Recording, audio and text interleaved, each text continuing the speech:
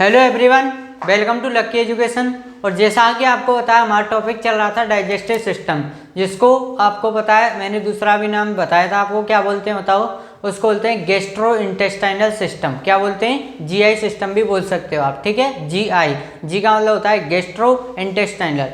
आमाशय जो रहता है आपका और छोटी आंत मिलकर क्या करती हैं? डाइजेशन में हेल्प करती हैं, इसलिए उसका नाम पड़ गया गैस्ट्रो इंटेस्टाइनल सिस्टम, ठीक है। तो उसके बारे में शुरुआत की थी हमने, और उसमें हमने आपके लिए जो बेसिक ओवरव्यू था, एक ऊपर से आपको मतलब क्या होता है डाइजेशन, कैसे मतलब कौन कौन से ऑर्गन है उसके अंतर्गत इंक्लूड किए जाते हैं, तो उन सब के बारे में और कैसे डाइजेशन की प्रोसेस हो रही थी पूरा वीडियो हमने बनाया था। पीछे आप जाके देख सकते हो, इंट्रोडक्शन वाला वीडियो, उसको देख लेना। अब शुरुआत करते हैं हम इसके बारे में, एक एक के बारे में। क्या होता है डाइजेशन, क्या होता है, कौन कौन से अंग आ रहे हैं उनके नाम, और डाइजेशन की प्रक्रिया कैसे हो रही है, कार्य क्या है डाइजेशन के, तो इन सभी चीज़ों के बारे में बात करेंगे। देखो डाइजेशन आपको पता ही है, पाचन किसे कहते हैं। पाचन की क्रिया में क्या होता है, कोई भी एंजाइम हो गया, रस हो गए, है ना, ग्लैंड्स वगैरह, ये क्या करती हैं, और जितनी भी ऑर्गन आ रहे हैं वो सभी क्या करते हैं, डाइजेशन के प्रोसेस में हेल्प करते हैं। डाइजेशन मतलब आपने खाना खाया और उसका पचाव कैसे होता है, कैसे वो पच रहा है बॉडी के अंदर,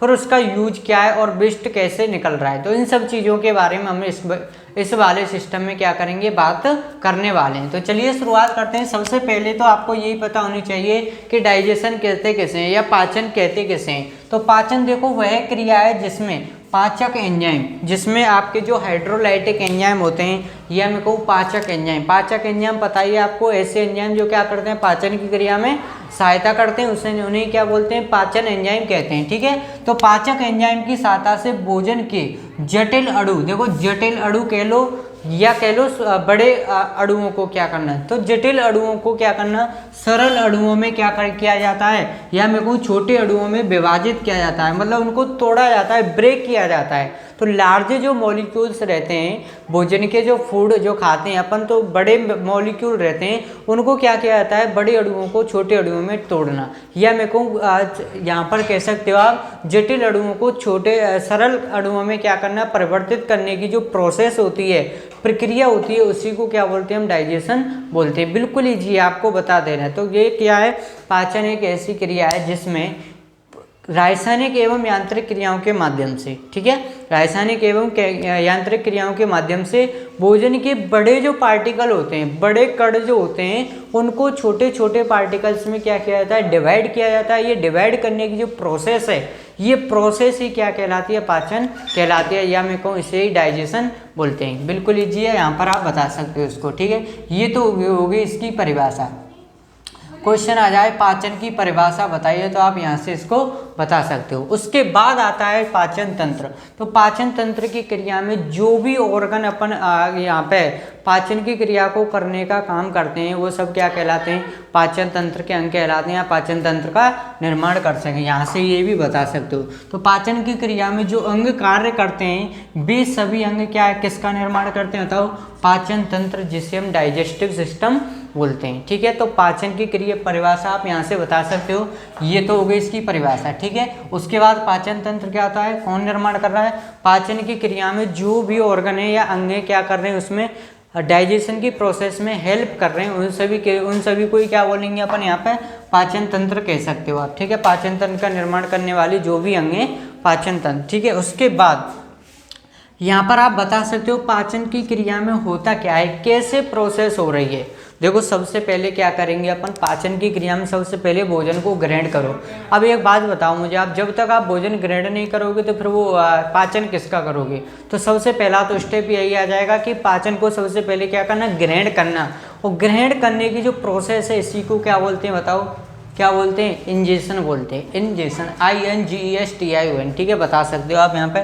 तो पहला ही तो होगा भोजन को ग्रहण करना, देखो पाचन की क्रिया में हो रहा है। तो देखो इन सभी जो प्रोसेस है यहाँ पर, पहले क्या की थी, इंजेशन, भोजन को क्या किया आपने, ग्रहण किया। ग्रहण करने के बाद बताओ चबाते हो कि नहीं, सबसे पहले भोजन को मुंह के अंदर लिया, मतलब ग्रहण किया। ग्रहण करने की प्रक्रिया क्या कहलाती है, इंजेशन कहलाती है। क्या कहलाती है, इंजेशन। उसके बाद क्या करोगे आप, उसको क्या करोगे, चबाओगे, भोजन को चबाते हो, चबाने को बोलते हैं च्युइंग। क्या, यहाँ पर देखो सबसे पहले इंजेक्शन फिर च्युइंग। उसके बाद खाना चबा लिया आपने खूब अच्छे से, तोड़ लिया, ब्रेक कर लिया, मतलब बड़े बड़े पार्टिकल को छोटे छोटे पार्टिकल मुंह में ही हमने क्या कर लिया, डिवाइड कर लिया।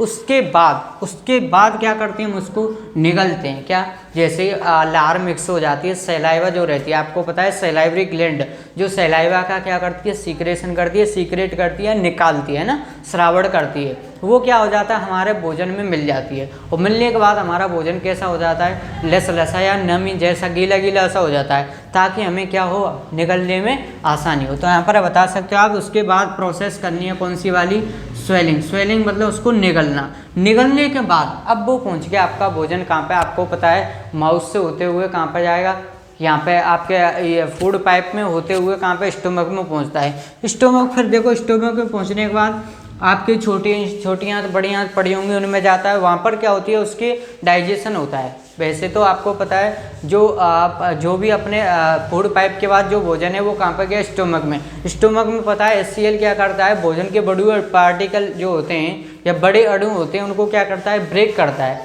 और ब्रेक करने के बाद वहाँ पर होता है उसका क्या, डाइजेशन होने के बाद फिर वो फूड जाता है कहाँ पर, स्मॉल इंटेस्टाइन में। और स्मॉल इंटेस्टाइन में जाते हुए छोटी आंत जो होती है उसमें जाते वहाँ पर डाइजेशन होगा। डाइजेशन के बाद फिर होता है उसका एब्जॉर्प्शन, मतलब फूड के अंदर जितने भी मेन कंपोनेंट थे, न्यूट्रिएंट थे, उनको क्या लिया जाता है, उसके द्वारा, छोटी आंत के द्वारा क्या किया जाता है, एब्जॉर्ब किया जाता है, एब्जॉर्प्शन।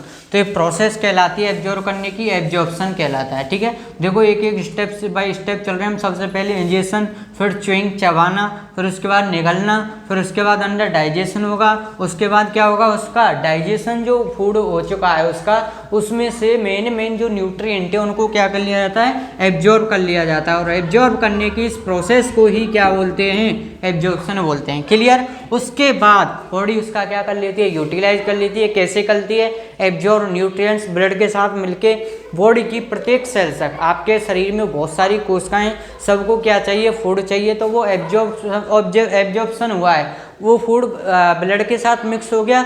मिक्स होने के बाद वो शरीर की सभी कोशिकाओं तक पहुंच जाता है और उनको, उनसे क्या मिलती है, हमें फिर एनर्जी मिलती है। और एनर्जी का यूटिलाइज हम एक्टिविटी कोई भी काम कर रहे हैं उनका लिए यूज करते हैं। ठीक है। और लास्ट में जो वेस्ट रहता है, तो वेस्ट को निकालने की जो प्रोसेस है उसी को क्या बोलते हैं, एलिमिनेशन बोलते हैं, एलिमिनेशन। ठीक है, ये प्रोसेस क्या कहलाती है। तो यहाँ पर ये सभी प्रोसेस क्या हो रही हैं, यहाँ पर आपको देखने को मिल रहे हैं। तो कार्य भी बता सकते हो आप। वैसे मैं अलग से एक वीडियो बना दूंगा जिसमें भोजन तंत्र जो पाचन तंत्र है, ठीक है, पाचन तंत्र के कार्यों को अलग से समझा देंगे। एक वीडियो स्पेशल बनाएंगे, पाचन तंत्र के कार्यों को समझाइए। छोटा क्वेश्चन भी आता है। ठीक है, क्वेश्चन में आ गया कि पाचन तंत्र के कार्य लिखिए, तो आप क्या बताओगे। तो यहाँ पर ये सभी दिख रहे हैं आपको, ये बता सकते हो, और जो भी एक्स्ट्रा है उनको हम बता देंगे। ठीक है। उसके बाद और देखो एक इम्पोर्टेंट चीज़ आपको यहाँ पे पता होनी चाहिए। वैसे तो आपको पता है पाचन तंत्र में भी पहले वीडियो बताई थी, उसमें भी बताए थे, फिर भी आपको पता होनी चाहिए कौन कौन से अंग हैं जो पाचन की क्रिया में क्या कर रहे हैं, जो पाचन की क्रिया में हेल्पफुल होते हैं। तो यह सबसे पहले देखो, सबसे पहले यहाँ पर आपको पता है कौन सा आया, मुख। भोजन कहाँ से जाता है, खाया मुख के द्वारा। मुख के बाद भोजन कहाँ पे जाता है, फेरिंग्स में 3 टाइप बताए थे, देख लेना, उनको मैंने बताए थे। बाकी और वीडियो आएगी उसमें भी बता देंगे।